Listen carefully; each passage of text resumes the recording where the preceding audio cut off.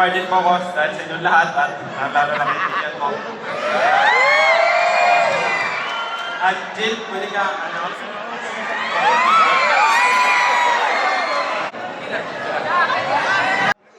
Okay. First of all, congratulations. Unsay gusto nimo isulti sa aning experience mo karon nga gipildi nimo ang atong Indonesian nga fighter by technical knockout.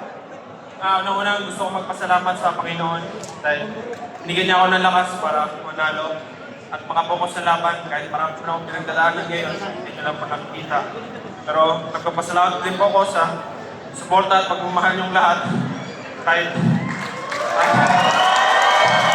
maraming salamat po sa inyo lahat. Gusto ko rin po pasalamatan ang family ni Jillian sa pagpunta dito sa fight. Maraming salamat po sa suporta niyo, Jill. Maraming salamat po sa suporta niyo, lalo na sa pamilya niyo. Salamat sa Fight Media.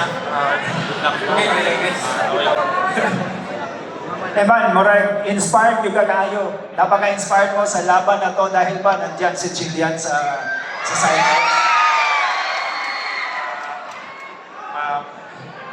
Singali po ako, pero ako po. Inspired din po ako dahil sa inyong lahat at lalo na kaibigan ko. At Jill, pwede ka announce?